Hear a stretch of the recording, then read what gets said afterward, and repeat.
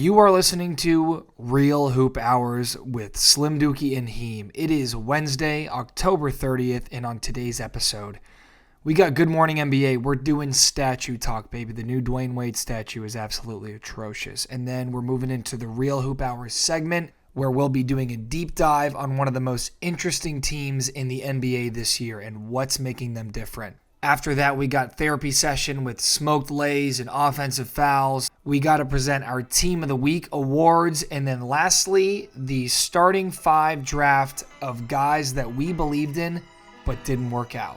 We are so glad you're here. Now let's ride.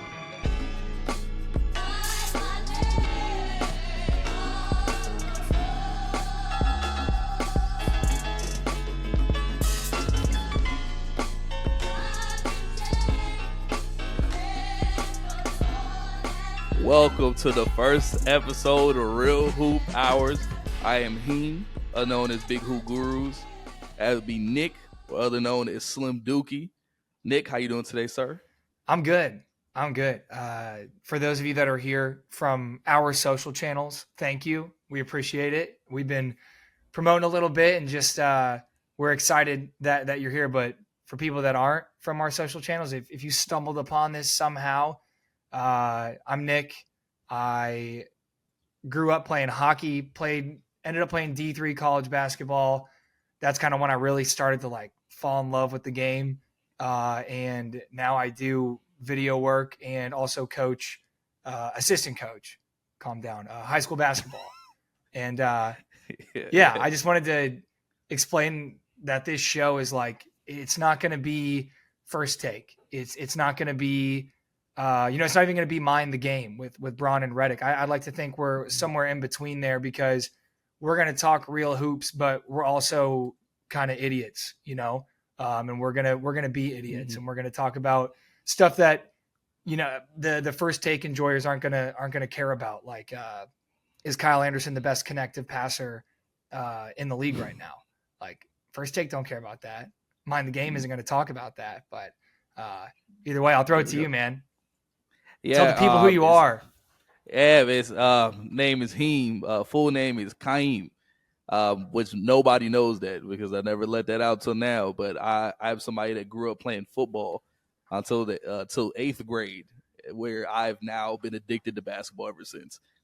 And it is now something that I luckily got to play in high school, got to play a little bit in college, and now I'm just a bum. No, I'm just kidding. Me too, bro. I have a job like everybody else, and I just love the game of basketball. And I'm excited for this podcast, seriously, because this is something I've always been wanting to do. Just talk about basketball for at least an hour is beautiful. And Nick, and I can't wait to get this show rolling with you, brother. Yeah. Hey, for people who don't know, we've been planning this for a while. Probably, what has it been?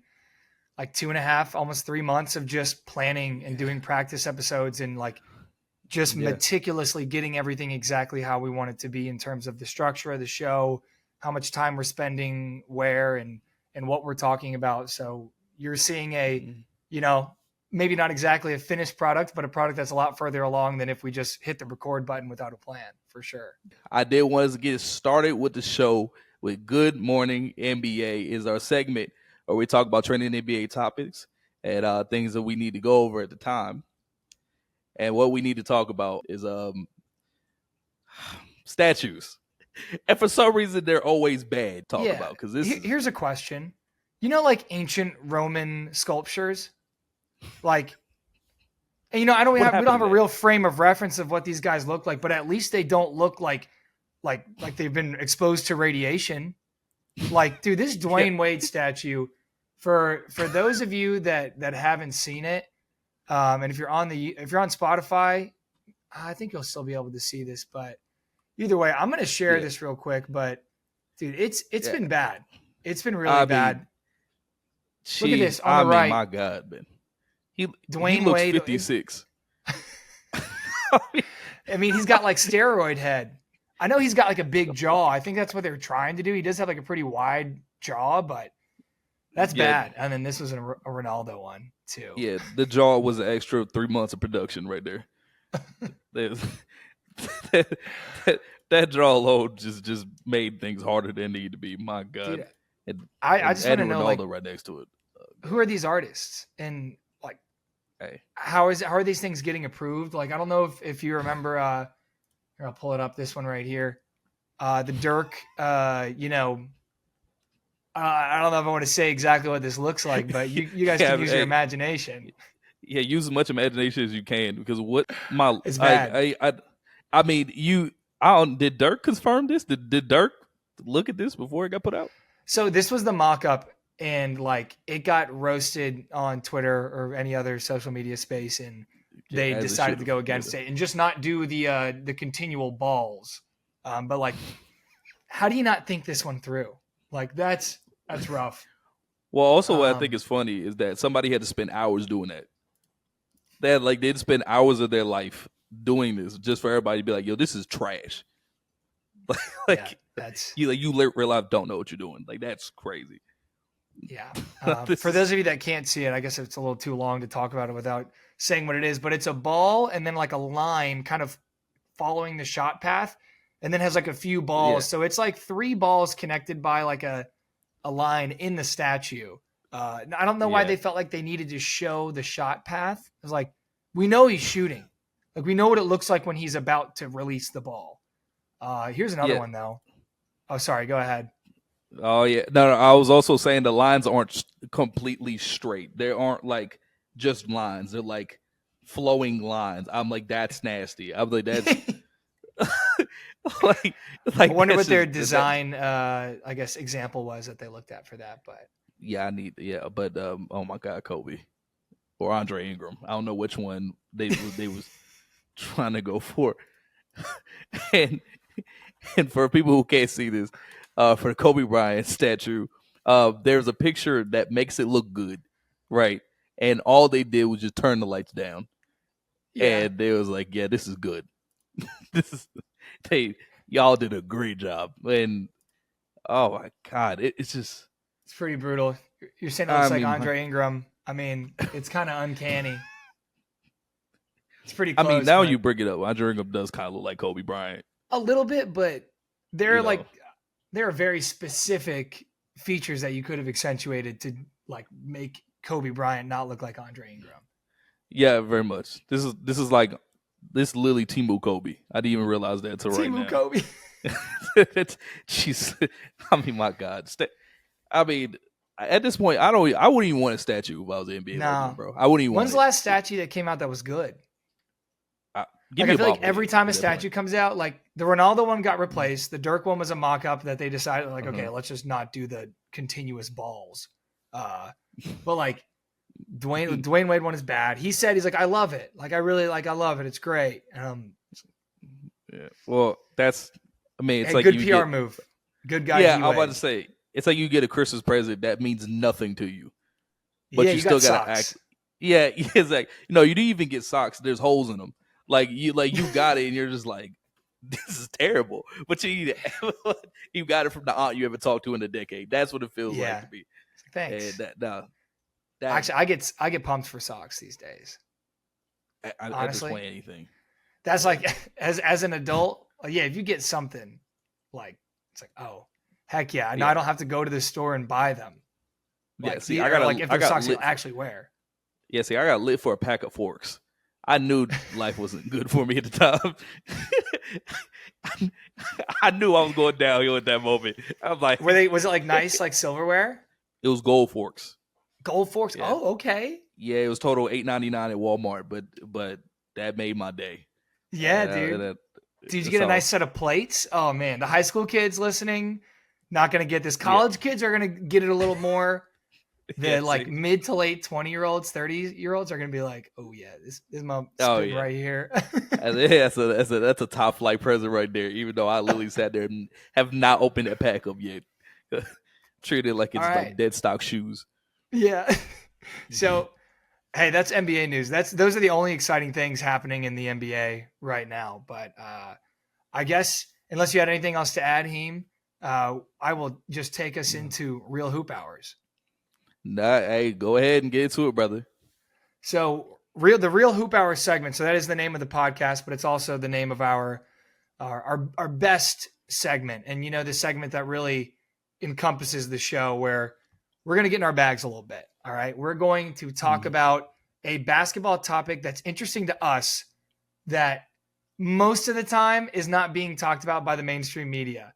However, this one time, and it is our first episode, so it's kind of ironic. And this is our whole thing of like, hey, we're not your average NBA podcast, but it's fascinating. And this is kind of a boy who cried wolf for basketball media, but essentially our first Real Hoop Hour segment is an unironic, are the Lakers good now segment, because they look different. They look very, very different. We have to talk about them. I mean, we have to. It's like, it's not like we're talking about Bronny. No. Like, wait, let's talk about Bronny real basketball. Quick. Let's talk about Bronny. What do you think about Bronny? Yeah. Is he good? Not at all. Yeah, he's not very. He's a below average NBA player. All right, there you go. That was Bronny talk. Check marked it. We did it. You can't say we're not a basketball podcast now. All right, you can go ahead, Nick. Cool. Yo, good sir.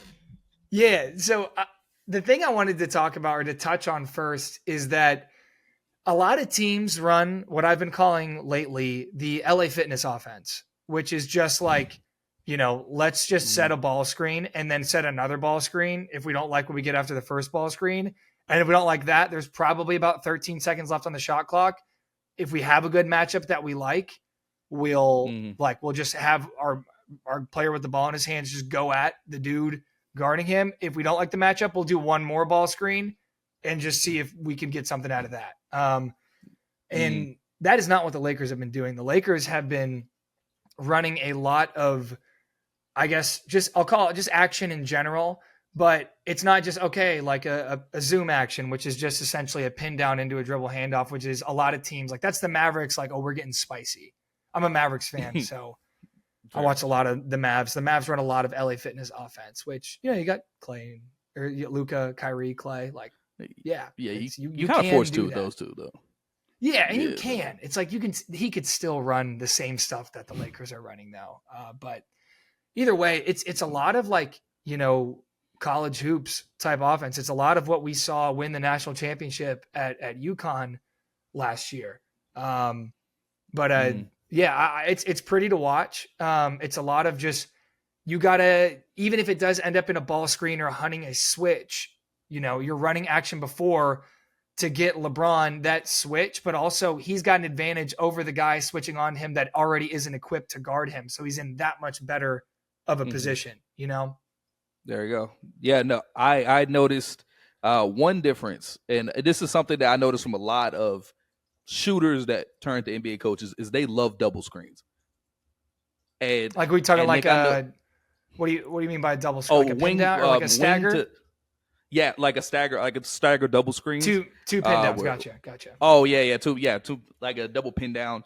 They love those plays. And JJ, I remember I was watching the Sacramento Lakers game, and I counted 4 times in the first quarter of straight staggering double screens, which did work against Sacramento because they were very reluctant to switch. And this is something that I think is a huge difference with JJ's, because I could tell he's trying to get shooters open. And that is something that he's actively trying to do, versus last year it felt like somebody got open, they got open. And I'm going to fire you this ball, you're going to get open. You're going to shoot this. And that's like, you can do a lot out of staggers as well. Even whether he wants to just come off both of them and curl, or if you want to have him, we do a lot of staggers, or we did a lot of staggers last year in our offense with the high school that I coach at, but we would call it a Billy, which is essentially you curl the first one and go to the rim, and then that bottom guy gets a pin down for a shot. So you want your bottom guy to be a shooter. But even with that, there's something that I think the Warriors call it a Corver. They call it the Corver screen, but it's essentially like the guy setting the screen, or the dude that comes off the screen. I'm going to try to explain it, but he comes off of it, just stops immediately, and then sets the screen for the dude who just screened for him. And he comes, so they kind of just twirle. And then the dude that set the first screen actually ends up coming off of it. We actually call it a Curry action, and they call it a Corver action. But you can get really, really creative in staggers, and you don't see a ton of, NBA teams running a lot of stagger action, and it's just good to see, like, especially the team that's talked about the most in sports actually playing good basketball. Because I don't know if you remember last year, like that Clippers-Lakers game where it's like, oh my gosh, the Lakers, like, they finally won one. It was an awesome game. And it was just kind of like ISO ball back and forth and just dudes hitting shots, which is cool. Like it's dope. And that's when you're like, wow, these dudes are just so damn good. But like when you see like 5 different screening actions that lead to like a skip pass, dribble, handoff, lob, it's like, whoa, like this is crazy. The casuals aren't going to know anything about this. They're gonna be like, it looks good, but I don't know why. And that's okay.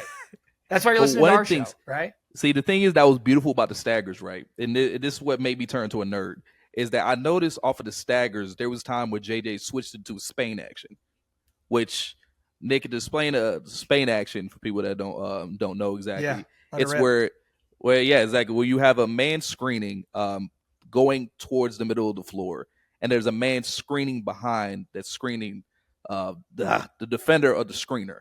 It's weird to explain. Yeah. But pretty much it worked. I call it I also called it T action when I was in high school, where you're supposed to come off the screener, and then the screener gets screened so that he can get open to the rim. Yeah, exactly. Hey, back to D'Antoni. There we go. We're big D'Antoni guys. They just ran Spain pick and rolls in the 7-second offense, and it was like the goal is to get, like, the reason you like Spain in that 7-second offense is because very quickly you will probably either have a lob or a three. With the dude that sets the back screen for the roll man, that's going to open up the lob. Or after he sets that screen and he's popping out, if you play the lob, then it's just a toss back for a three. Yeah, and it was really nice because I watched one play, and I wish I could draw this up because it was beautiful. Where they went to it, they lined up in the same stagger that they did in the play before. And then right as LeBron was trying to come off the screen, they switched into a Spain. And Austin Reeves screened Anthony Davis' man. Ed Davis rolled to the rim. Both went to Anthony Davis. Austin Reeves got open. I was like, I was so happy. I was like, it took way too long for somebody to use this type of motion. And I knew JJ, again, at a certain point, we knew JJ was going to be so much more advanced than Darvin, just based off the era he played in. Than Arthur, but it's just from PBS. There you go. And it's just nice to see that he's not scared to go out and be creative from the beginning. That's nice to me, honestly. Yeah, and it's interesting because who coached like a very similar way in a sense of what his offensive philosophy was before he coached LeBron was David Blatt. David Blatt was a EuroLeague coach. They run crazy action over there. Like if you're going to play in EuroLeague, I talked to this dude. He makes content and just like plays at LA Fitness now. But it's crazy because he was like played at Oklahoma State for 4 years, then was in like one of the best leagues in Europe for 10, 12 years. But he said it was hell going to a new team. Like re-signing was a pain in the ass because I knew I had to memorize 50 new plays, like 50, like not an exaggeration. It's like at least 50 because they just run crazy action in EuroLeague.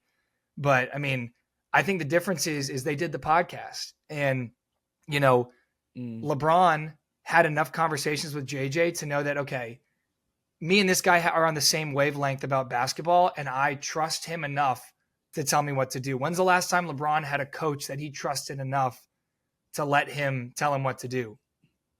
Because I wasn't a huge Tyronn Lue believer, but I thought that he was better as a coach once he left the Cavs and went to the Clippers. I think personally, Tyronn Lue was on the same wave as LeBron. He just didn't express it the way he needed to, right? Because I noticed there was a lot more. He was a lot more expressive when it comes to the type of plays and defenses he ran when he got to the Clippers. Yeah, than he was when he was on the Cavs. So he's a defensive guy for sure. Definitely, it felt like he then got creative. It was like, all right, cool. Now I'm gonna just open the book up. Once he left, I feel like it would have been great if you could have gotten that Tyronn Lue with LeBron. Because he was there, but just needed to be more confident in himself.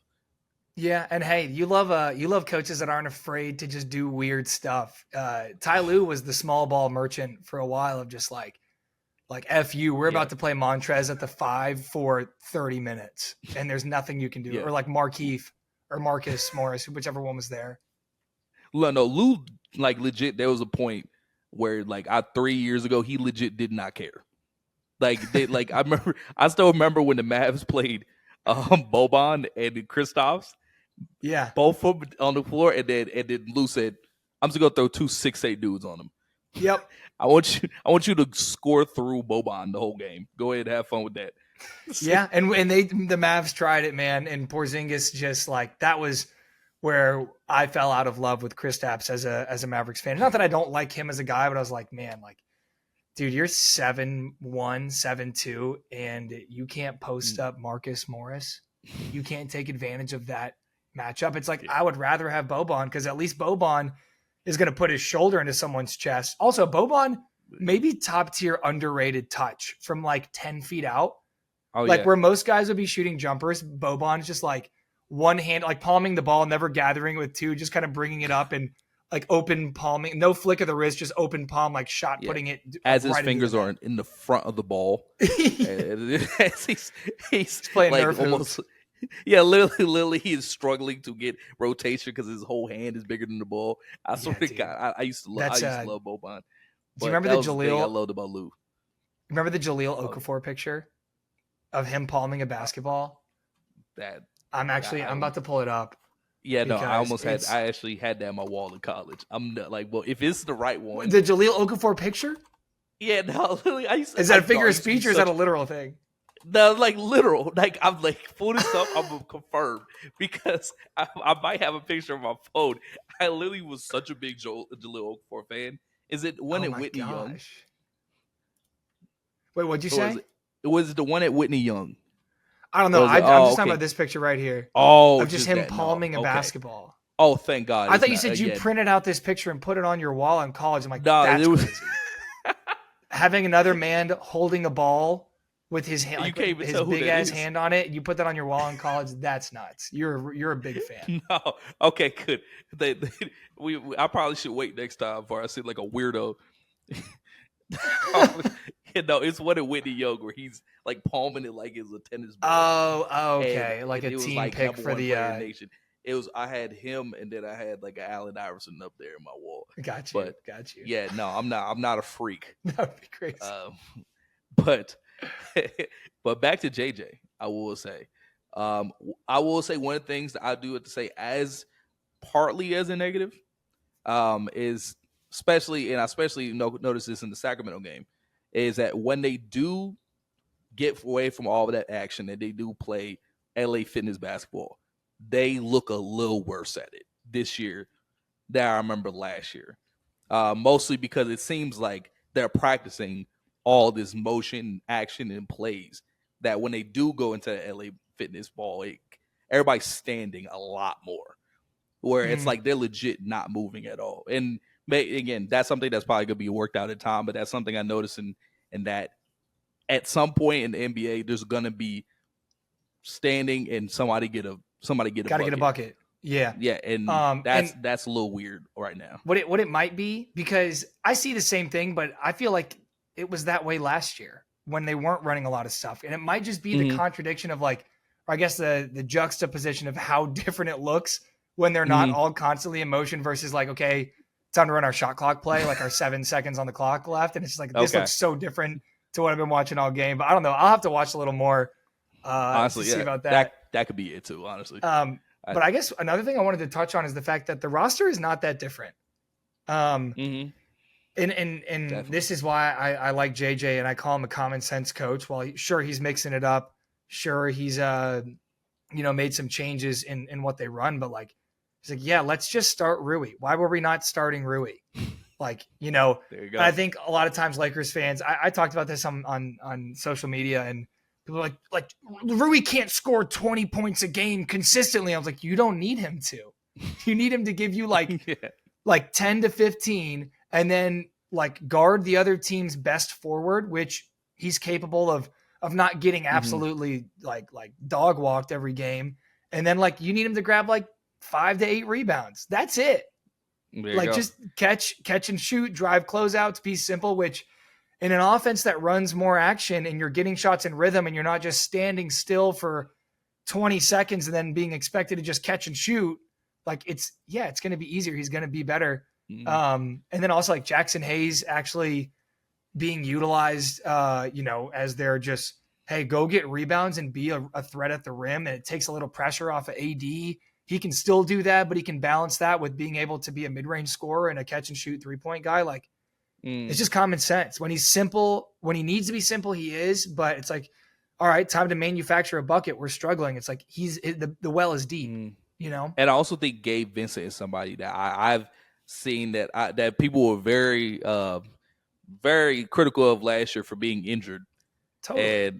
And literally, and when he's in there, he gives great energy. And I mean, the thing is, think about what he did with the Heat. Fits very well.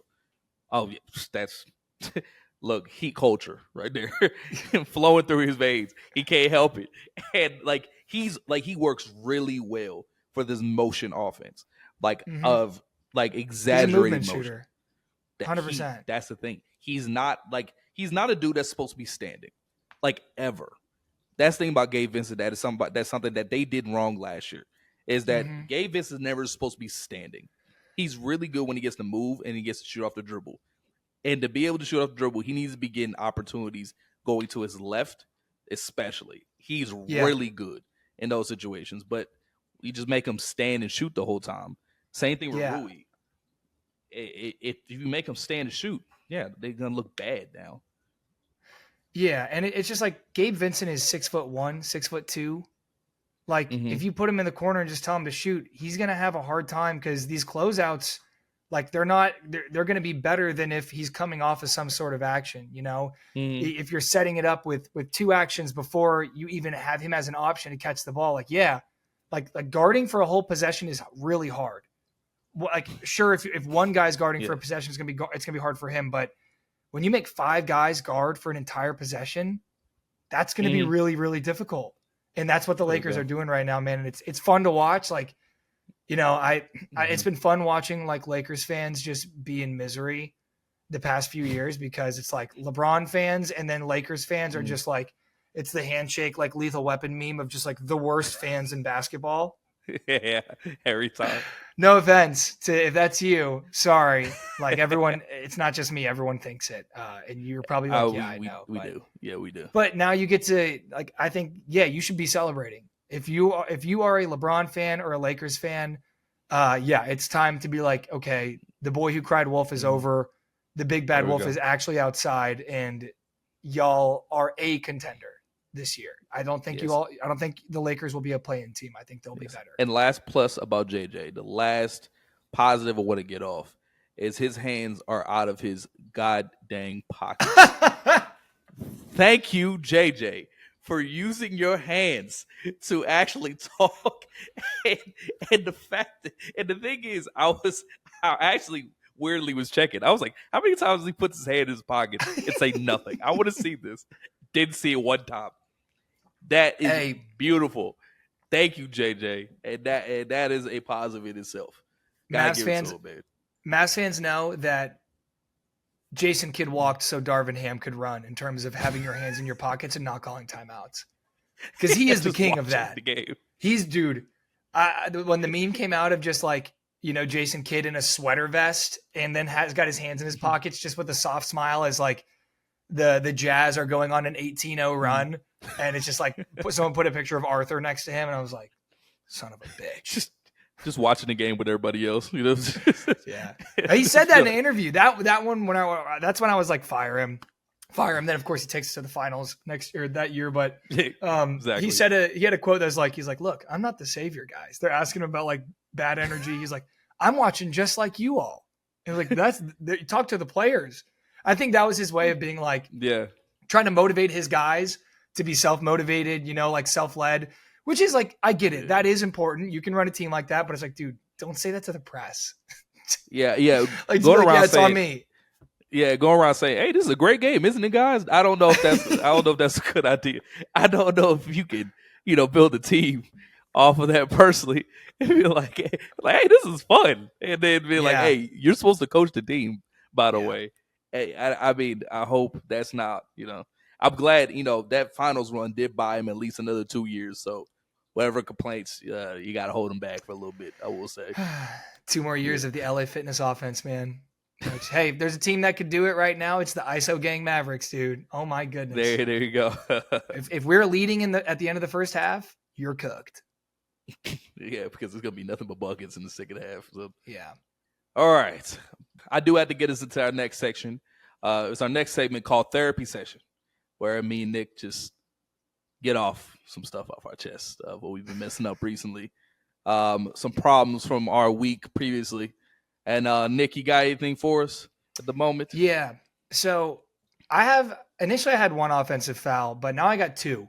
And I will assess 1 on myself and then 1 on somebody else. But an offensive foul in therapy session is when something happens where it's like, that's too much. We got to go the other way. That's a charge, much like in basketball. We got little basketball names for each one of these things. But my first offensive foul is I went to a wedding and I was an usher at the wedding, and all the wedding party was invited to play basketball the morning of. And, I get out there, I play a little D3 ball. I'm washed now. I'm out of shape. My hips suck. My ankles suck. But I mean, look, it's just random dudes. I'm getting mine, in the first game. It's nothing crazy, but I'm getting rebounds. I blocked a shot, running in transition, making some layups, made a few nice post moves, like finishing drop off, stuff like that. There you go. And then this kid shows up who's 19, is a freshman in college. He's about an inch taller than me. He is long, athletic, and just seems to be a good basketball player. And, he was invited. The groom had invited him to come. And I'm holding my own at first. I blocked him once. I made a nice little fake shoulder spin in the post. And then he's just never gets tired. We play 5 more games and he just starts cooking me. I can't stay in front of him. So I'm giving him a little space because he hadn't hit a jumper, and then he starts hitting pull-ups, and then he games me, and the groom is on my head. He's like, man, you a bum. You play D3, whatever, blah, blah. You can't guard some kid, blah, blah. He invited this kid. He knows this kid. I learned 5 hours later, right before the wedding, that this kid is actively playing Division III basketball somewhere. I'm like, no one wanted to tell me. I just felt bad about myself. I was like, I'm washed. Yeah. I will say if the groom said that to me, it's a falcon punch through the cake. That's kind of crazy. It was so his crazy. Day. It was his day. Got to give it up for him. But second offensive. So that one's on the groom. Second offensive foul. I was flying later the next day, and normally I like to do my bowel movements before I even think about going to the airport, because trying to relieve yourself of that in the airport is just it's awful. It's like hell. Seriously. Legit. Airport bathrooms are the worst. But I was in a hurry. I did not. And so we were just locked and loaded in the chamber. And on the plane, I was just releasing some foul, just air into that place. And it was bad, dude. I felt so bad for everyone within a 15-foot square radius of me. Or 15 square foot radius, bro. Is crazy. Oh man. It was for anyone that plays Apex Legends, I was playing Caustic, bro. It was rough. And I just head down, just kept watching my movie, didn't even react, but I was like, I'm not about to go take a dump on this plane either. So I was like, everyone can just deal with it. I'm about to say, it might have been worse if you did, honestly. I know. That's worse, because then everyone knows it's you. And then also the farts that I had released, everyone's like, oh, that's now I know it's him, because he got up and went to the bathroom and came back and it stopped. So yeah, that one's on me. Honestly. Offensive foul on me. Hey, at least you can figure yourself out and be like, you know what, I messed that up. We're gonna come back. I'll give you a credit. I'll give you a credit, Nick. I'm coachable. Understand your issues. I will say, I have a smoke lay. Which a smoke lay is where you take a very simple situation and you make it as hard as you possibly can. And that is my specialty. And y'all will figure that out on this show. Where I actually got my Chipotle stolen. Maybe not stolen, more than just eaten for no reason. The full story goes, I just got done with a hoop session. 3 hours hard as hell. I mean, I was sweating bullets after this. And I forgot my water bottle, so I'm dead. Like I just need nourishment at this point. And there's a Chipotle right next to my apartment. All right. So I'm like, all right, let me go to Chipotle. But I was like, to make this quick, let me place an online order. Right. So I placed my online order, which is a terrible idea with Chipotle. Never do that. I wasn't in the right mind in any way possible. So I just placed this online order. And I go there and I noticed on the little pickup rack that there was nothing there.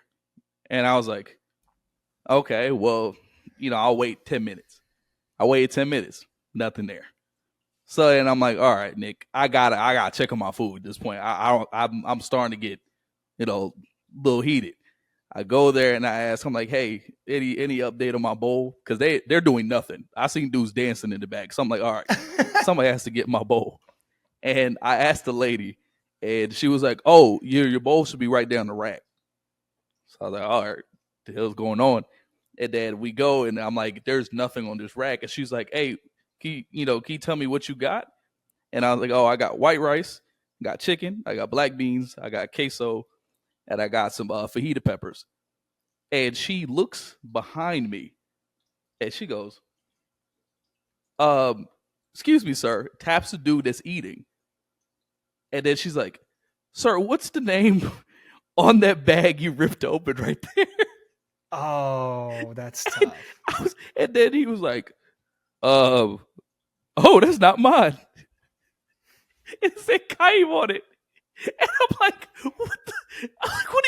what do you mean? I'm sitting there looking at him. I'm like, hey, bro, what is your name? He's like, Jason. I'm like, Jason, what are you talking about right now? I'm sure he was just like, oh yeah, I was wondering why it's not what I ordered. And I got a burrito, but I was like, whatever. Yeah, I was like, hey, I'm not gonna be difficult. I'm like, bro, I literally sat there. I'm looking dead at him, Nick. I'm trying to understand him in any way possible. I'm like, hey man, why you eating my bowl right now? And then he's like, he said literally not a single English word. This man had no accent whatsoever. He was, I'm like, brother, I need you to say words. He had to be cooked, bro. And that's that's just like, it's in front of me. Yeah, I just saw it. And I was like, I'm done talking to this dude. He's gonna piss me off. I was like, hey, can I get another bowl? And then she was like, yeah, we can go ahead and get you another one. And the thing is like, he's enjoying the hell out of this bowl. You have to understand, like, I probably just gave him his new bowl now. Like, he had chips, he had a drink. Like, I'm like, and this is how I know I'm a sicko, because I'm seeing him enjoy this bowl, and I'm get mad. Like he's like loving it, and I'm like, all right, you know what? Let me just get my bowl and run out of here.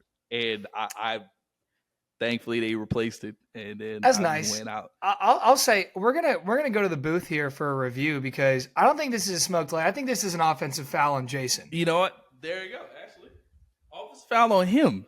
Yeah, because you didn't. I mean, I guess the worst thing you did was order something and expect for a business to like a service, food service business to follow through on that, which I guess they did, but Jason just screwed it all up. Yeah, I thought the smoke lay was ordering online on Chipotle. That's why I thought the smoke lay is that, brother, you're never supposed to do that at any point. And I will say, Jason, if we ever meet again, I might slap you. I ain't gonna lie to you. And I apologize in advance. But that's 100% offensive foul on Jason. After the coach's challenge, we're going the other way. That's an offensive foul on Jason. There we go. And I'll be honest with you, I have an enemy now, Nick. As of Monday. Ops, bro. You got ops now. Yeah. Hey, if your name is Jason and you live in North Carolina, look out. Yeah, please watch out. And if you're near Chipotle too, swear to God, it might get bad for you. On site. But that's all I got for mine. That smoke lay that turned to offensive foul. Well, now it's time for Team of the Week. This is where we both present an award. This is an official award, by the way, an official Real Hoop Hours award that each of us will be giving out to a basketball team every single week, whether it's for good reasons or for bad reasons. They're our team of the week. But Heem, I'm gonna throw it to you, bro. For the first ever team of the week award. Mm-hmm. This is very prestigious. I gotta admit this. That and crazy thing, it's not a team that needs more trophies, more jewelry. This team already got enough. For my team of the week, first annual team of the week for Real Hoop Hours, it will be the Denver Nuggets for being ass. Clap it up. Of course, it'll be the first one is just for being ass. I will. Let me get back to being, Stephen A. for a second. It is because the Denver Nuggets were the team that I very clearly was like, they're not going to be good. And for some reason, people didn't actually acknowledge we're going to be bad. Right? It is something that I was trying to tell people, especially Denver fans, because they were acting like this is a championship team again. And I was like, oh, guys, I don't think y'all understand. This team is actually pretty, brittle by this point, where one injury, you're done. Michael Porter, Jamal, Aaron Gordon, and you can even throw Christian Brown in that now. Yeah, he's vital to them right now. Yeah, vital. One injury to any of those dudes, you're done. And the thing is, the Denver Nuggets got their first win of the season, 1-2 on the year, against the Toronto Raptors, where Nikola Jokic had a 40-point triple-double.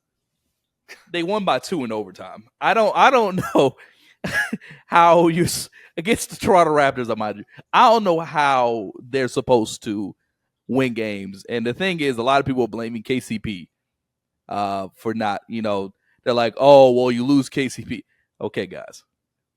He's a big piece, but I will say KCP, by what people are throwing out there right now, should have $150 million in the bank, because there's no way this is just a KCP issue. Everybody's shooting bad, and the thing is that this team didn't have much margin for error, and Nikola Jokic, who did struggle in the playoffs last year when it comes to 3-point shooting. And even, I'm pretty sure throughout the whole year last year, he wasn't that good. I'm not sure on that. I can fact check you. Keep going. There you go. Him and Julian Strawther are their best 3-point shooters. I like Julian. I like him.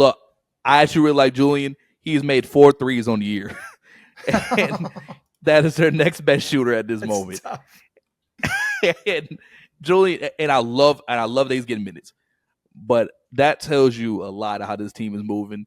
The Nuggets, I suspect, are still going to be a playoff team regardless. But they are until some trades are made, this team's going to be some ass. And be ready for that, guys. Jokic shot 36 from 3 last year. Okay. But actually this year he's shooting pretty well. Yeah, he's shooting 55 so far, which is insane. And Jamal Murray doesn't like to play basketball until, we get to playoff time. So until the new year. Yeah, he's got the European mindset. He's learned that from Jokic of you don't really need to do your job that much, I think Jamal Murray legitimately does not know how to play basketball in the first 3 to 4 months. He was just I'm just gonna go out here and hoop for real, and then see what happens. But dude, when Jamal Murray starts getting in the paint and just jump stopping and then making reverse pivot, inside hand finger roll lays from a standstill against 7-footers, that's how you know, oh shit, he's in his bag. He's ready to play again. Until that happens, though, it's treat him like Gary Trent Jr. for the time being. Great, good player. Not a second highest paid player on your team, though. Disclaimer. Yeah. But but for the Nuggets, they will win my team of the week because hopefully I motivate them, which I won't. Hey, and we expect a thank you letter if they start playing better after this. See, there you go. If they start playing better, thank me. Don't thank any of the players that's out there or the coaches. Thank They're you. gonna put this on like a bulletin board type like video before their next game of like all the media saying that the Nuggets suck now. It's just gonna be you being like, my team of the week is the Nuggets for being ass. And Jokic is just gonna be like headphones on, looking down. It's like dreams and nightmares. Just, hey, this is what y'all been waiting for. Yeah. Just getting hyped up before they play like the Trailblazers or something at 10 p.m. Yeah, I was about to say 60-point triple-double incoming. Yeah. But, Nick, I would let you get your team of the week off, too, though. Yes. Very on brand for this show. You know, like I said, we're not your average basketball show. We're not going to talk about what First Take is talking about. So my team of the week is the Lakers. You know, got to keep spice things up here. I'm really like on board, not meaning I'm a pull for the Lakers now, but I think they're going to be really good. Like, I think that this shows just how important coaching is. Where even in the NBA, where the players are so talented that a lot of times you can have success without good coaching. Sometimes having good coaching plus good players, maybe that means we're going to be good now, like no matter what. But one thing I wanted to touch on that we didn't touch on in Real Hoop Hours is the fact that the white boys for the Lakers are killing. You know, I got to stand up for my fellow basketball minorities. Not a whole lot of white dudes out there killing it in the NBA. A lot of Europeans, but some people don't count the Europeans as quote unquote white guys. So when we get some American white dudes in the NBA that are playing well, it's like, hey, gotta shout them out. But I like Dalton. I think Dalton. Yeah. What was that? One thing about Bron is that he's gonna keep a cold ass white boy with him. That is hip. That is his MO right there.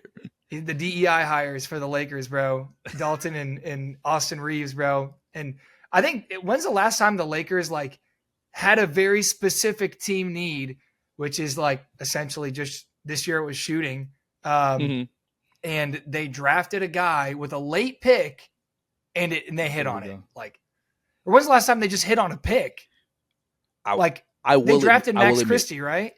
Yeah. So they drafted Max and they drafted Jalen Hood-Schifino last year.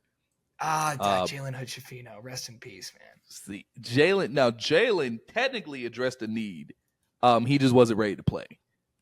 Yeah. So they just forgot about that part. And I will admit, not to undermine the Lakers, but missing on Dog Connect seemed almost impossible.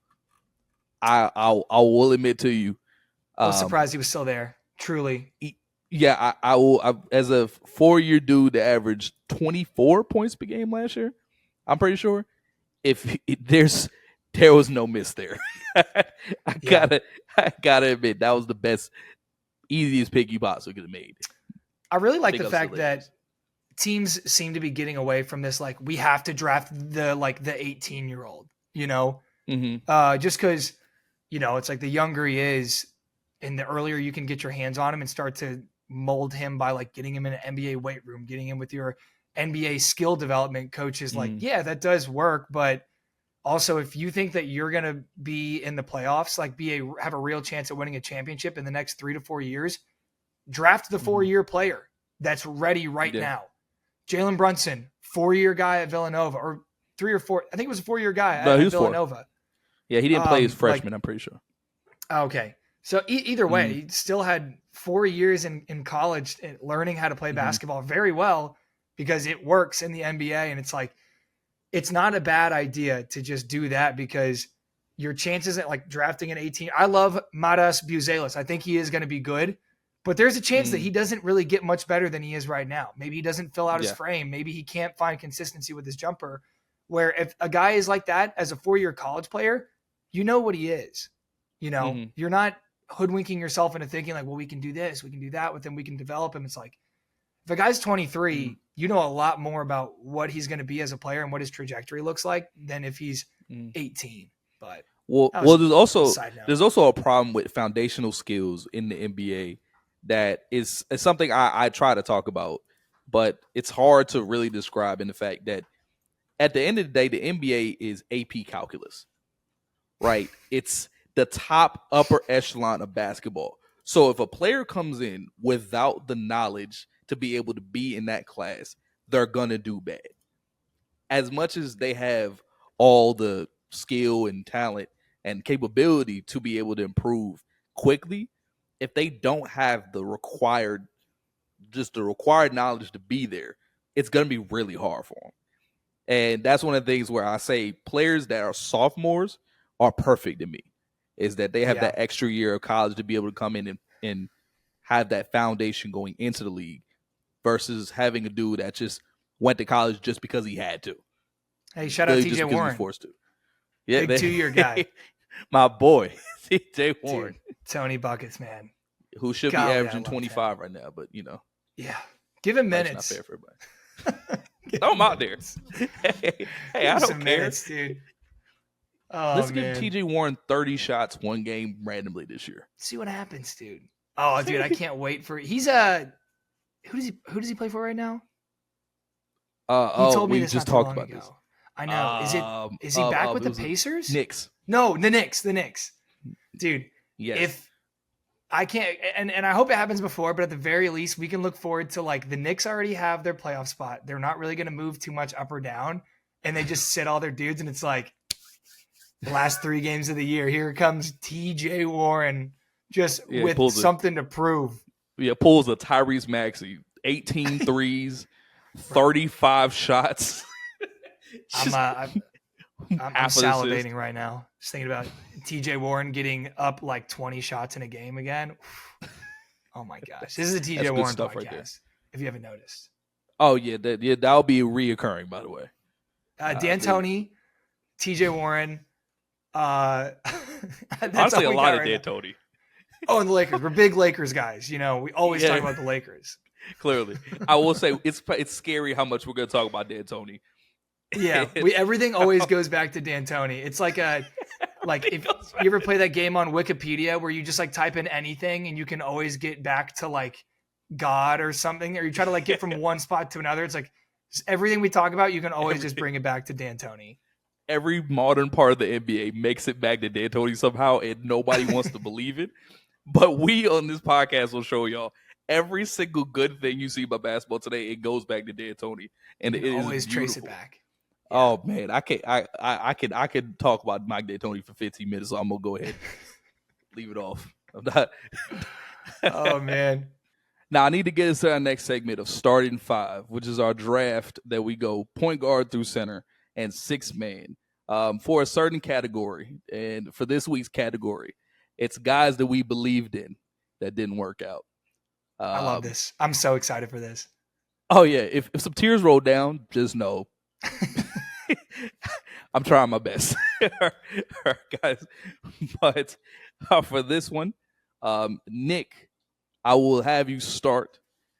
All right. I will admit that this might turn to a war room. We take our drafts very serious around here. We do, and the thing is, I've expected at some point for it to get kind of contentious in our little practice episodes, but I think we're just friends. We're just oh, it's a good pick. Yeah, I'm about to say I want to make this a competition, but it's hard. Ah, dang it, you got me. Good job.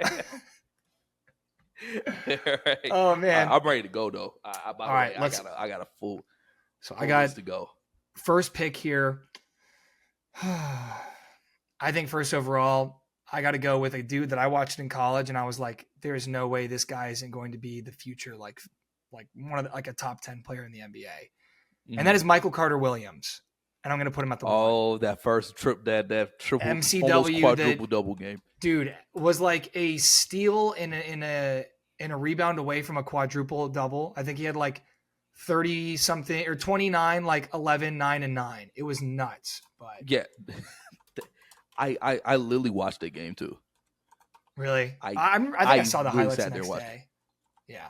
Oh no, I watched that game because I was like, I loved Michael Carter Williams at pretty sure Syracuse. Syracuse, yeah. I'm mixing up the oranges. I almost said Illinois, but I loved him. Him and Tyler Ennis, my favorite point guards ever.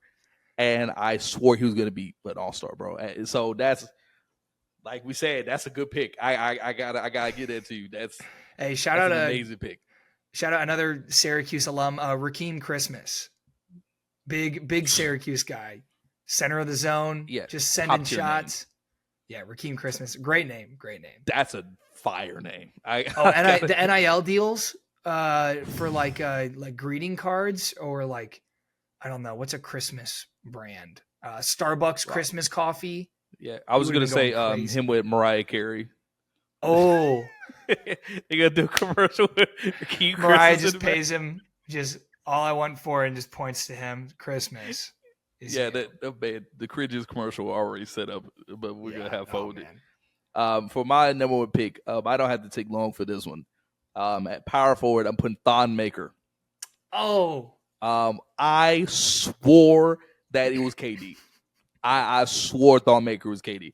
Like, I literally, like, I remember watching his high school tape. It's nuts. And he did one move. I swear to you, we put this up one day of how crazy it was, where he said a cross, he went right to left cross, left to right cross.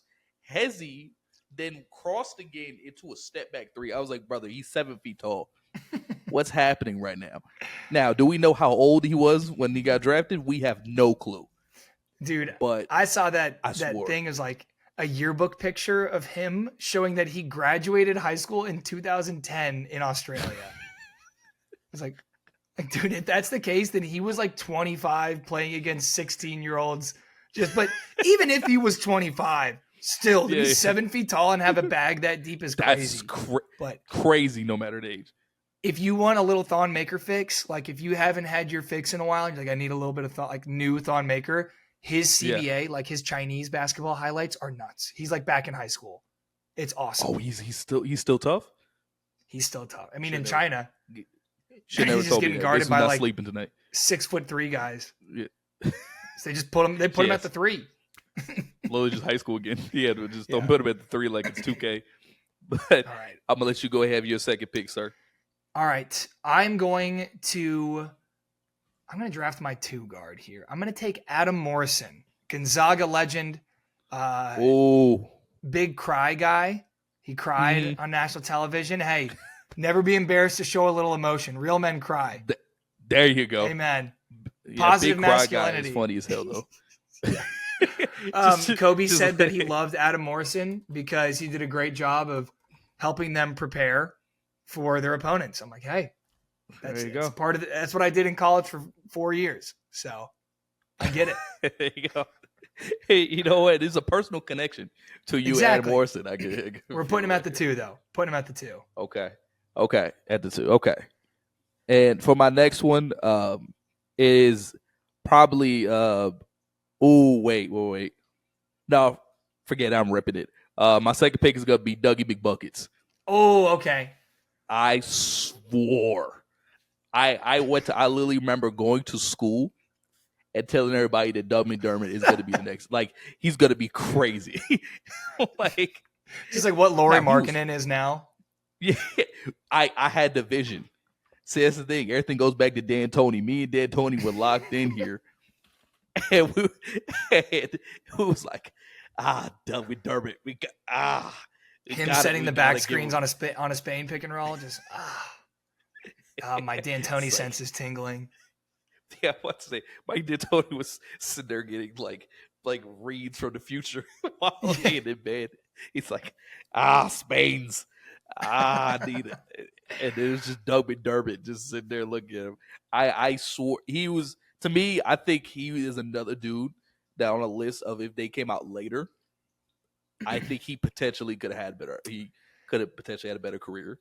He's a situation guy for me. If he would have gone somewhere, imagine him getting drafted into the Warriors split screen system. Just like everything is pass and then screen away and play out of the split, play out a lot of staggers. Like, yeah. But I was also like, if one, go ahead. Oh, my fault. But yeah, he had some weight to him. Like he wasn't skinny. Also, no, he can't guard though. That's the thing. He just can't guard at all. And if he's not like a flamethrower. Like, if he's not hitting everything, it's like, can you keep him on the floor? But I thought if one team could make it work, it would be the Spurs. I was like, because he was with Pop for a little bit, and then I think they released him last year, I believe, or before last year. Yeah, every team still like the crazy thing is like teams didn't like give up on Doug McDermott till like 3 years ago. Every Yeah, team swore he was still gonna like yeah, because he was like still there. he's super Like, smart. He was probably smarter in terms of just understanding basketball and like how to read a defense off ball and where to go in order to mm, just create the best situation for yourself. Like he was smarter than a lot of pros like at Creighton. He was coach's son, mm, yeah, played for his dad yeah. at Creighton. Underrated So coaching candidate by the way for the future. yes. I would love to see He might be Doug a McDermott Creighton coach. lifer, but him in the NBA, that'd be fun. That'd be interesting. I'd like to see He that seems like too. the best Utah Jazz coach of all time. I gotta say. So No, I he's the got- type of dude that would go to Atlanta and like he would make them better immediately, and the entire city of Atlanta would just love him. They treat him like Kirk Cousins. yeah, you know what? There we go. We just Doug just talk to the Hawks, bro. Yeah, Just get on the Quinn, staff, man. I don't know. I think Quinn's a good coach. The awful coaching dude made a video just trashing Quinn Snyder. I'm like, I don't know how much you He understand doesn't about like what's going on. basketball, so That dude, I've talked about it differently. yeah. We If your I feel like we're gonna talk about him a content- lot on this podcast. We probably will. We'll save it. But if your whole content premise is just like tearing other people down, maybe you just shouldn't make content. But, yeah, maybe you don't like basketball like that, but go Yeah. ahead, sir. Go ahead and get your third pick in. Yeah, thanks for keeping me moving. I'll talk about Doug McDermott Sr. forever. But I can talk about Doug Buckets all day, bro. I'm going down the line here. And for my 3, I'm going Josh Jackson. Oh, okay. Yeah. Okay. Yeah, Josh That's a Jackson. serious one right there. I know. I was saying rookie of the year. I was saying future all NBA guy. All defensive. Yeah, this is I thought he was going to be the truth. I mean, had the potential to just be a freak two-way player, but just couldn't figure it out. Troubles on and off the court, if I remember correctly, but had plenty of chances to start anew and just couldn't get it going. Definitely plenty. Could be a situation thing. Could be he couldn't get out of his own way, but I loved his game. He was cold. He was so. Yeah, I remember seeing him in Memphis, confused. I was just like, I was like, what happened? Yeah, like on a two-way contract. Yeah, I was just like, it just seems a little quick, guys. Yeah, I mean, I know he wasn't great, but at least try to believe in him. But Josh, I like that one. I like that one. I will say for my next one, I'm fighting between. I have a lot of point guards, by the way, on this list. Yeah, I had a lot of guards too, and I've already filled up all the spots. Yeah, One of them was gotta Adam admit, Morrison. Yeah, so one of these dudes is gonna end up my 6th man. It's gonna be a guard. I'm telling y'all right now. But for mine, my PG, I'm gonna go Tyler Ulis. Oh, good pick. And good pick. This is because I wanted to believe in him, and this Isaiah Thomas at the time made me believe that it's actually like realistic for a dude that small to be nice in the NBA. And I was, and it was for my own dreams, Nick. I needed to see Tyler Ulis do it. I'm sorry. As much as I can believe in myself, I am 5'11". If he can do it at 5'9", I'm telling you, I was like, I need him. 5'9", 140, dude. 140 soaking wet. He was so tiny, skinny. bro. He was tiny. Like I swear, I played against Tyler. I played against the Tyler Ulis like player archetype at like a pickup like session probably 50 times. Just like 5'9", 130 pounds bucket. Yeah, yeah. See, the thing is like I watched him, and my dad keep telling me, he was like, "Hey, I don't think you understand like what he's doing out there." And I'm just like, "Nah, he's just going and he's cooking." He was like, "All right, try that against D1 competition and see what happens." Tyler Ulis was just that extremely good that like it got him that far, and even to make the NBA, that's crazy. Yeah, and I swore he was gonna be Isaiah Thomas 2.0, but I was wrong, very much wrong. Yeah. So no, hey, I liked him too. Anyone that's like a basketball weirdo, like I'm on board. I'm like that's awesome. Like do you? And I hope it works.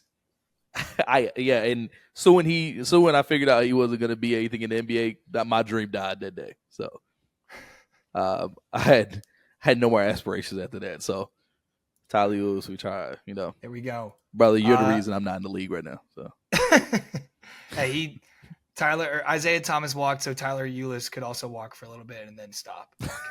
But yeah, for a very short time. Yeah. All right, I got to pick my power forward, and I'm gonna actually just run through my team real quick. We can go through both of ours right now, but I got Michael Carter-Williams at the 1, Adam Morrison at the 2, Josh Jackson at the 3, and then you got. I got Tyler Eulis at the 1, Doug McDermott at the 3, and Thon Maker at the 4. Okay, so I'm gonna take a power forward, and I'm gonna go with Harry Giles. Harry Giles was supposed to be the truth, bro. He was I believe he was Jason Tatum's class. And I was like, yes, I think Harry Giles is better than Jason Tatum. I think he's going to be a better NBA player. Yeah, he was one of those people. Yeah. Sadly, I wasn't one of the people. Yeah. No. I was just like, he's 6'11". He's so athletic. He shows flashes of being able to do a lot of different things. I was like, Harry Giles, man, the future. See, the thing is, Derrick Rose gets the knee jokes, but Harry Giles is the real life SpongeBob dude that is made of glass. Like he legit never was healthy. Like I literally remember him being in Sacramento and checking the injury report every single time Harry Giles was on it, and I was like, my God, man, is he ever gonna play a game of basketball? And when he did go out there, he looked hesitant. He looked scared. This dude. Hell yes. I was born with glass bones and paper skin. And the thing is, Derrick Rose got all the jokes. I'm like, bro, Harry Giles is 10 times more fragile, bro. Yeah, bro. I mean, at least Derrick Rose played he finished his career. Yeah, exactly. Harry. I mean, I hope he's hooping now, but he pissed me off with that, bro. I'm like, get out there and hoop. He can't. So I was like, hey, you know what? It's hard to get mad at dude for literally getting injured, but hey, this one's for anyone that watches Jujutsu Kaisen. Old Mekamaru, it's Harry Giles right there, bro. You see that one? That one, somebody's not gonna like that one, but internet's crazy.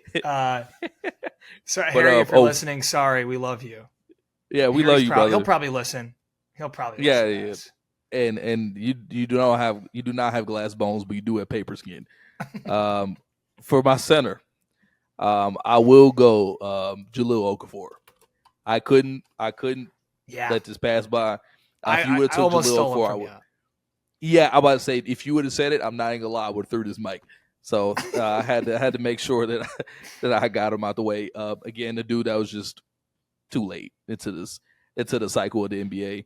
I think if Jahlil Okafor was good 4 or 5 years before Curry just changed everything, then the evolution started happening in the NBA. I actually think he would have transitioned well. Like he had shooting touch. He did, and he started to figure out a little bit of a mid-range game, especially in that stint in New Orleans. I watched a whole video essay about why he didn't work out. And granted, that's someone else's. This guy was pretty objective, though. He's like, this was the situation. These were the reports. But golly, I love just a pure back to the basket scorer, man. Especially a dude that's that athletic with that kind of footwork, bro. Oh man, he was fun to watch, dude. Yeah, Jahlil Okafor is my enjoyers. Oh yeah, and know that back to the basket basketball is beautiful. Dog, if I want to figure out if you really know hoops, I just say the name Jahlil Okafor. And if I can see it in your eyes that you're burning with passion on talking about it, that's how I know you're a real hoop enjoyer. Because I literally would just throw his name out there. And I remember it was in college. I remember I was sitting there and I just said Jahlil Okafor name, screamed it in the dining hall, and some dude stood up and was like, Duke. I was like, this is beautiful.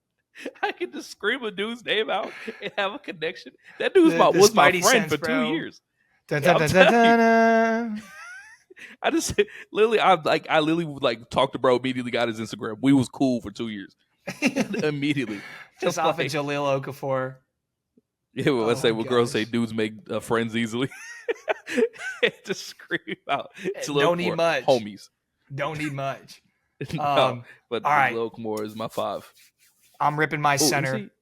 Yeah, 5. You got him at the 5, yeah. All right. Yep. Go ahead, sir. I'm taking Scal Labissiere. Put him at the 5. Was he 7 feet tall? I think he was like 6'11" or 7 feet tall. He was. I think he was right under, if I remember right. I really wanted him. I was like, this kid. Also, just a name that I'd like to hear a lot. Scal Labissiere. Oh my gosh, great name. See, I have a complaint. See, with the last name like that, you can't do Scal. Yeah, that is the such L a at the end. hard last name. That is hard. I like Scal though. I feel like it's a nice little like yin and yang. Yeah, but just think about insane last name and then just like 4-letter first name. Scal. I'm sure it's shortened for something. It's got to be. Think if his first name was Rambo. Rambo Labissiere. All right, I see. That's hard. That's hard. Rambo Labissiere. That's hard, bro. Okay, I'm convinced. That's number 1 pick right there. Rambo. Oh my gosh. Scal is like a waste. You wasted a generational last name with Scal. Yeah. But to talk about hoops, he was very weird because he never really improved. No, he didn't at any point. Not even a little bit. Like I remember watching Scal for like 3 years, and I'm like, did this dude even play basketball in the offseason, or did he just like every time the season started, he just like, oh yeah, I forgot him in the NBA. Like, hey, he hit a game winner one time, rookie year, I think, or it might have been year 2 with the Kings. Why'd you just sparked a memory? I know, because it was crazy. It was like he was not supposed to take the shot, and just like it was a 3 too, bro. It was tough. I was like, Scal, let's go. I'm just mad, bro. Had Rudy Gobert syndrome. I'm just mad. Just had the inability. He had the potential of 0. He had decent like ball skills. Like he kind of moved a little bit like a guard. His upside thing was that he can shoot it a little bit. Like you don't mind if he's shooting the ball. It's like the potential's there that maybe he becomes like this knockdown like stretch 5, kind of like Kyle Anderson type player. Kyle Anderson's not a 5, but like you can kind of move him around, play him in some different spots, maybe go small ball at the 5. But yeah, no, he really didn't. He didn't get a lot better when he entered the league. I don't know if it was injuries, but either way, that's my 5, man. See, I don't know if you ever talk. Yeah, shout out Rambo Labissiere, bro. I don't know if you ever got to see his high school like Caribbean coaches talk about him, but they swore he was the next Jordan. Oh yeah, like, he grew up in Haiti, I think. Yeah. It was like, and I remember his Caribbean coaches with the heavy accents talk about him. They're like, this dude is like Jesus with a basketball. I'm like, God. I'm like, my gosh, guys. And then he ended up doing nothing. And I'm like, all right, guys. Just said that for no reason. You hate to see it. But, what do I need? I need a shooting guard. This is tough. Because I also have a million shooting guards. You know what? For my shooting guard, I'm going to go James Young out of Kentucky. James Young? Yes. That went to the Celtics, and I thought he was going to be a bucket. He was on that team. Yeah, he was on that team with Willie Cauley-Stein, that undefeated team.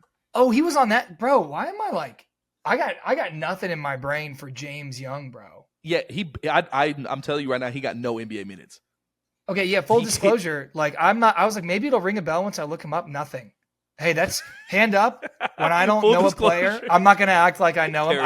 I don't know who James Young is, bro. I don't remember him at all. I'm sure maybe like during that run, because I was pretty locked in with college basketball. Like that was my like sophomore year of high school, something like that, freshman or sophomore year. The thing was that he was bare. Like if I remember right, he wasn't that good the whole year. But March Madness came around, he was a bucket. And then his like stock went from like undrafted as hell, like he like don't even look at the board, to like first round because he was that much of a bucket. Pick? I'm pretty sure he was. I can first round, 17th overall pick. I remember, bro. and he was tough. And the thing, and the thing is about me, I would believe in any dude that can get a bucket. That was like me in high school. That's all I did was like, he can get a bucket. Go ahead, first round, top 5. Go ahead and do it right now. If they could, literally anybody that was just a defender or a dude that was like a all around dude, hated him. I was like, he can't even hoop. two-way guy, raw athlete. You're like, don't undrafted. Send him to the G League. Let him learn how to give buckets first. That was a very fun part of like a stage of basketball understanding and NBA fandom is just like, he can't even get a bucket, bro. He's a bum. Life was much simpler back then. Yeah, I'm about to say, literally during 2014 to 2018, the only barometer that a lot of people had for basketball players is, can they get a bucket? If they couldn't, hell no. Send them to the G League, and I don't want to see him anywhere near my basketball teams. And I'm not even gonna lie, bro. That was me fully, and I didn't even grow out of that till literally 2020. That's the best way to watch college basketball, though, I will say, because even Division I college basketball is still such from a basketball from a product perspective, it's so inferior to the NBA because it's just sure, you got great actions and it's pretty basketball in terms of X's and O's, but guys just miss wide open threes all the time. Like if a dude makes a three 3 feet behind the line, it's like the announcers are going crazy, the whole place is rocking. Like it's cool, but that happens in the NBA a few times a night. And that's why dude, I remember Miles Powell at Seton Hall. Oh my gosh, talk about bucket getters, bro. Oh my god. I should have picked Marcus. him. Yeah, Marcus Howard, I think is his name. Marcus Howard. Yep. Yeah, Marquette. Bucket. I said I had to go band for band with you for real quick. Yeah. We should do a segment on it. It's called Band for Band, where we just go back and forth naming guys in a category, see how many we can name off top. Honestly, we got a segment already, brother. That'd be fun. For 6 man, go ahead, man. I'll let you have it. Yeah. For all my Mavericks homers out there, we got to go with Yogi Ferrell for the 6 man. And I'll say, not that I kill my dreams, bro. Not that I wanted him, or not that I believed in him all that much, but I really, really, really wanted him to be good. I just wanted him so bad to be good because he was I believe he was on a 2-way contract and the Mavs had some injuries or were just screw it. It may have been Deron Williams went down, or Darren Williams, whatever, however you want to pronounce it. But Darren Williams goes down and Yogi steps in and just starts killing. And then from then on, all his time with the Mavericks, he was a rotation guy, and it was awesome because he was just so springy. He had that Isaiah Thomas spring to him where when he was going, but when he stopped and popped, it was just violent, and he was just cash, bro. I loved watching Yogi Ferrell play basketball. It's crazy because it was the opposite experience for Indiana fans, but sorry, go ahead. By far. Literally, the thing him. is damn it, Yogi. I could stand him. And the thing is that I was forced against my will to watch 2 hours of Yogi Ferrell basketball. My high school coaches, literally, because I had a problem in high school of not stopping quick enough. Literally, I would always have to step back. So then it was hey, watch his feet and watch what he's doing. But I didn't get the point at the 30 minutes. So the 30 minutes turned to an hour. Hour turned to an hour and a half. Hour and a half turned to 2 hours. So I was forced against my will to watch 2 hours of Yogi. I couldn't stand him anymore. But then he went to the Mavericks. And I was like, oh, I remember that dude. I knew his movements. Literally, the back. Literally was ingrained in my brain. So I still love bro. But I don't have the fondest memories of Yogi Ferrell. I will admit that with that straight up. Yeah, it's he was playing in Moon Shoes. You remember Moon Shoes? Yeah. Oh, late 90s, early 2000s kids remembers the minute-long commercials on at 2 a.m. for Moon Shoes. Just strap your feet into these little mini trampolines and you can jump kind of got a spring in your step. I asked for those and got Hulk gloves. And I was like, Mom, that's not the same. I was like, I wanted to jump, like I want to dunk a basketball, and she was like, Hey, I'll Hulk say I gloves. got moon shoes for Christmas, and Yeah. very underwhelming, gotta say. Oh, And then we okay, figured okay. like moon shoes on the trampoline. We're like physics, like that's gonna double the bounce. No, not how it See, works. yeah, Not how it works at me. all. You see, like, young me would have called you a trust fund baby right there. That you got moon shoes. I got the $30 moon shoes for Christmas. They were like really cheaply made too. Like it wasn't. They were Super not cheap. Super cheap. They sold the hell out of those shoes, and my mom, she saved me the trouble, honestly, because I would throw them away a little bit after I figure I'd get 1 inch off the ground. Yeah, that's when you got to keep playing with them because you feel bad that you don't like it, and you just Yeah, I was a very guilty, shameful child. I was just like, I don't play with these. You either play with them or you don't get another toy next year for Christmas. So maybe that was the thought process of young Nick. Gotta do it. Yeah, you gotta do what you gotta do. All right, who you got? And I will admit this one is very left field. But some people are gonna get why I'm talking about. This is probably my addiction to Syracuse Hoopers. Malachi Richardson. Ooh, okay, I like it. Now Malachi Richardson was my I know ball like pick, even though he went stupid in March Madness that year before he got drafted. Like it was like I literally used to sit there. I remember I was on the lunch table, and dudes was like, I don't know why we went band for like hoop knowledge, but I was sitting there talking. I was like, y'all don't know nothing about Malachi Richardson. And then it was like, huh? And I was like, yeah, Malachi Richardson, he's gonna be a dog. Like 2 years from now, 20 points per game. And then I was sitting there super confident. They watched his highlights and like, oh my, you serious? Wrong as hell. Absolutely wrong. Super wrong. I don't know what went wrong. I will admit. I don't know why he wasn't good. Yeah. I'm looking at his stats right now. In his NBA tenure, he averaged his most points in his rookie season, 3.6. And then after that, it was 3.4, 3.5, 2, and then 1.5. And he was, I guess it was over the course of just 3 years because he got traded. So the splits for 2 seasons. But yeah, I'm pretty sure he was in Sacramento, right? He was drafted by Sacramento, ended his career in Toronto. I was never going to know Toronto part, I will admit that. Yeah. But that's funny, bro. I haven't seen this face in a long time. He walked so Lonnie Walker could run with the hair. Yeah, wasn't his hair like cartoonishly hair. Bart Simpson? Yeah, it was very... Like, yeah. Because Lonnie's was like just a straight tube upwards, and then it kind of flared up at the top, but... Tube is crazy. It was like a... you remember the guy with the flat top from Hey Arnold? Yeah, literally. He was even taller than that, low-key. Yeah, no, his was taller. He had...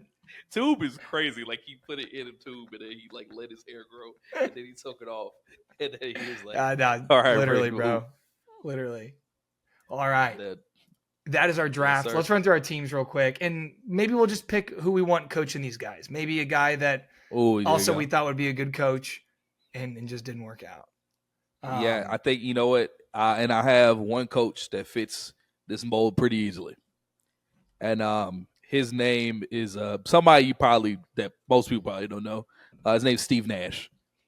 He was some hot ass as a coach. The TikTok dances with his daughter when he was coaching like a Nets team that was supposed to be dominant and they were like barely 500. The bullying in that comment section. That was like, hey, tell him to drop some plays. Bro. Yeah, I was saying, I think I remember one comment was like, hey, tell your dad to get up off his ass and coach the team. Please ask your dad to figure out how to make James Harden, Kyrie Irving, and Kevin Durant like a good basketball team. Like, please.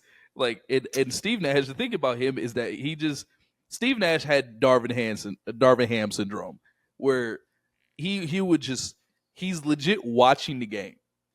And like I feel like this happens in some dudes' heads where by the time they come back to sentience, there's 5 minutes that passed. And like they did nothing. They just zoned out. Yeah, I swear Steve used to literally just walk back and forth, hands like this, He was an arms and he cross would do guy. that. Oh, huge arm cross guy. And he sat there, was like, all right, I'm gonna have these arms crossed and I'm bob my head like I'm doing something. And then when Katie look at me for a play, I'm gonna look back at the bench. Look back at the bench like, okay. And then Katie's he's trying to figure out what's going on. And then Steve is just doing everything but coaching.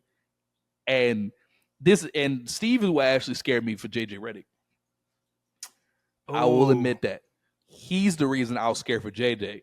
Because I was like, if he does that, yeah, that'd be bad. Kill him. I don't know why, but former point guards that go coach, I guess they just want to put all the trust in their players because they maybe they just wish that a coach would have just let them do their thing. But I'm like, yeah, I don't know. I guess JJ being a shooting guard is like, I wish we would just run actions. Like he's like, I just got open shots because Doc Rivers would just set pin downs for me like over and over again. I just catch the ball and throw. Like, I don't know. Either way. But a lot of coaches just do the father thing of being like, oh, I'm just gonna do it. My dad didn't do for me. I'm just I'm gonna give you the freedom to choose. I'm gonna let you choose. Yeah, it's a cycle. Yeah. See, exactly. And then Steve was just like, you parenting. know what? I wish great parent strategy. Just they're like, hey, I wish my coaches just let me run whatever I wanted to every single play. Kyrie, go do that. It's what is this? A weak parenting makes soft parents make strong kids make weak kids, and the cycle repeats. So there we go. Maybe JJ's the first of the new cycle. I don't know. But all right, my coach, I gotta go with Monty Williams. He took the Suns to the finals, was seemingly one of the better coaches in the NBA, took the deal with the Pistons, and then was like, Killian Hayes, I want you to marry my daughter. Here's 30 minutes a game for 2.5, 3 years. It's like, Jaden Ivey, sit your Christian ass down on this bench right now. And I want you love Jesus. I love Killian Hayes, and I want him to marry my daughter. You can learn a thing or two from him. Yeah, they kept asking him in the pressers about why is Killian getting so many minutes, and he couldn't answer it. And he gave the most presidential way to go around it, where he was like, well, we believe in Killian. We put him in positions, and he's doing well. I'm seeing what I need to see from him. But, he kept missing. Maybe the organization put pressure on him, being like, hey, we drafted this guy, what was it, 7th or 8th overall? It was 7th. It was a lottery pick. A meme on that. Yeah. And I remember he got drafted in a dope suit in front of all these bottles of wine. I was like, oh, this dude's about to be cold. And then he was so ass. One dude justified Killian Hayes still playing because he said he was handsome, and it's just he's too handsome to sit down. There is a study. There's a study about that. It's just people are gravitate toward more attractive athletes, even men, straight men. Oh, really? Yeah, that's something. Yeah. I say that's why we made this podcast right here. Yeah, Jokic breaks that. I love Jokic. He's not an attractive man. I love Boban too. He's no Killian Hayes. I love him, but he's got a face for radio, as they say. He's got a podcasting face, like us. Yeah, Boban's nose wasn't so we're gigantic. He's I think he would be better off. He kind of reminds me of you ever seen Lord of the Rings? Yeah. Yes. The tree people? And I know where you go with this. Yeah. The trees. Yeah. The Ents. Yeah, I was I only call them the tree people. And I was not going to remember the name. Boban, we love you, but hey, he's got a thyroid dysregulation or something like that. Shout out to his disability. Yeah, we are pro disability podcast. Yeah, we on your ass, Boban. We know why you're tall, brother. Are we pro disability or anti disability? A little bit of both. There's probably some disabilities here. Yeah. Just to be full disclosure, I don't know what's going on with me or Heem for that matter. So there could be some neurodivergence somewhere between the two of us. Yeah, there 1,000% is on this side. I just haven't figured it out yet. So I'm afraid to get tested. I'm afraid of the truth.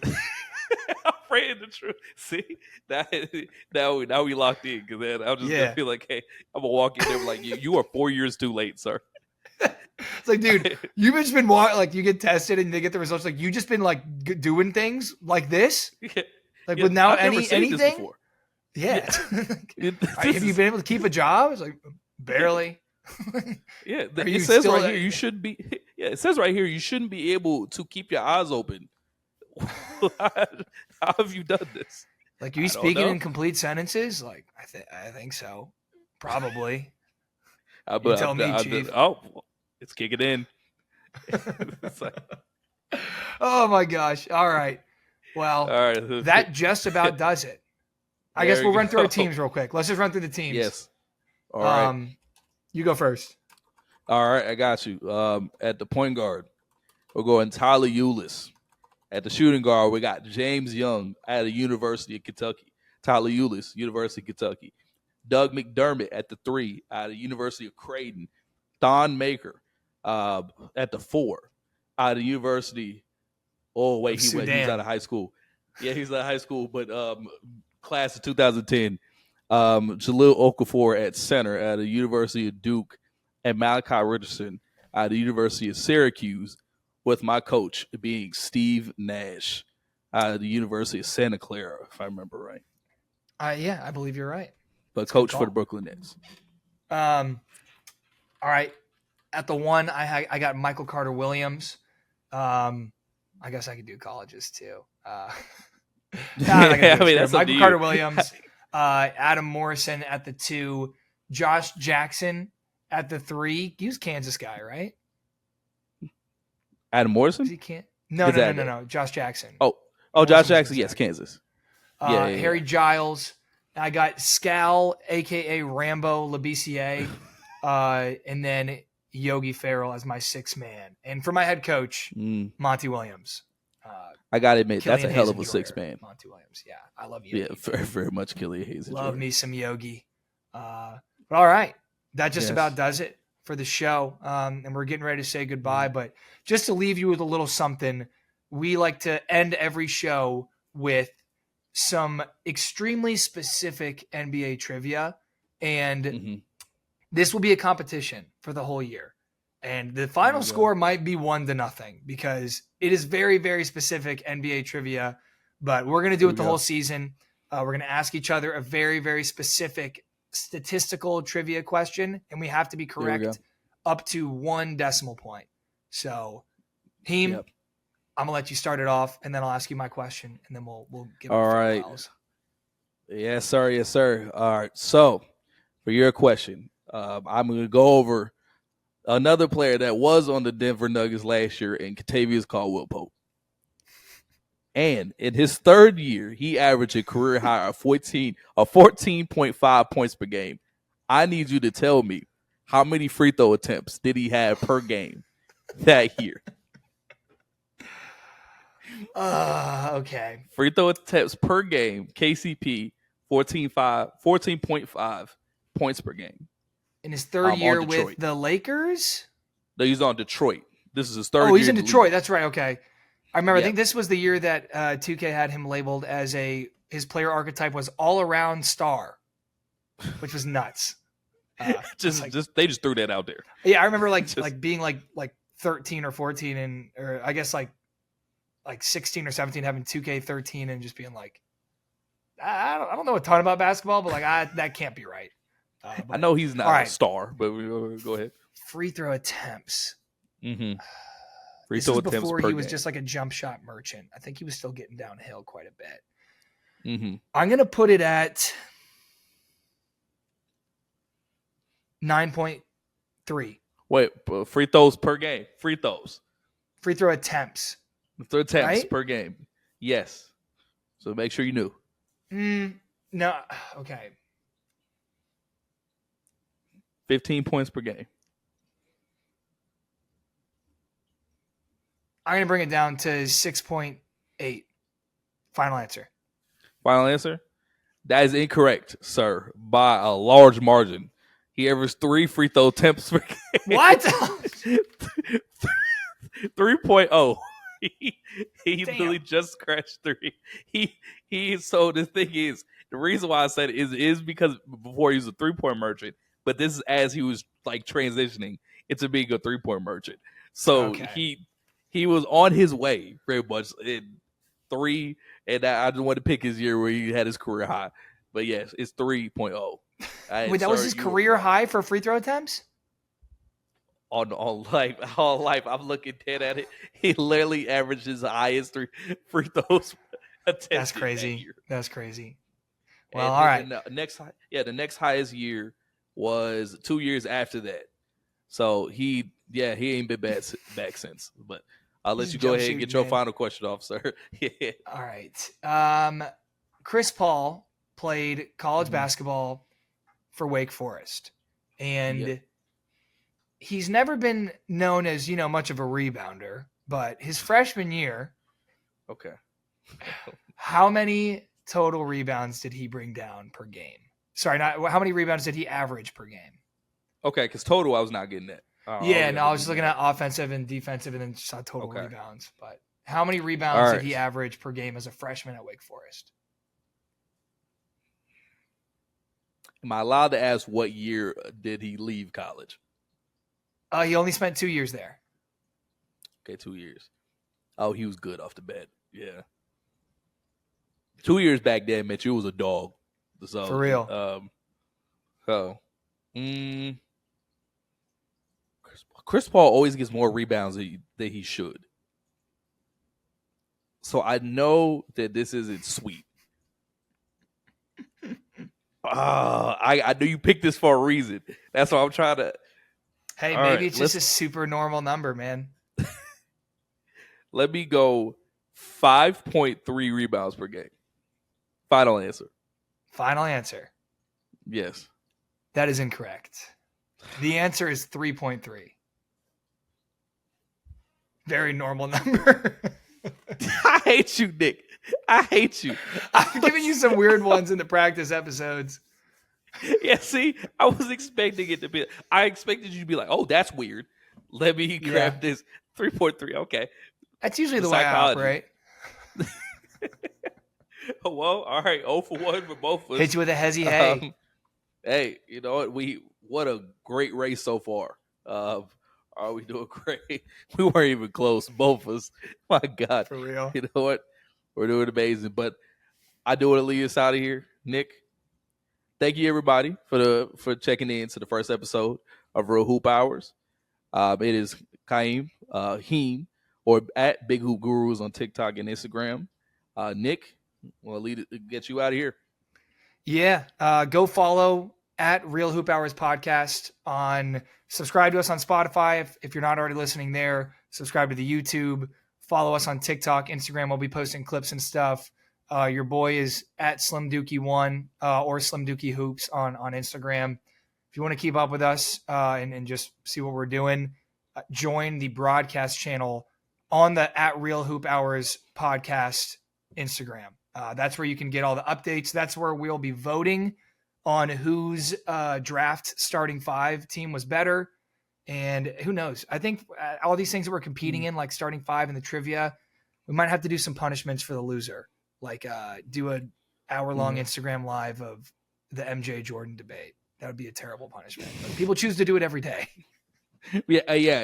I think that's literal torture for us guys. By the way, yeah. That literally I actually might not be able to make it to work the next day after that. So I need PTO, bro. Yeah, I'm taking it serious.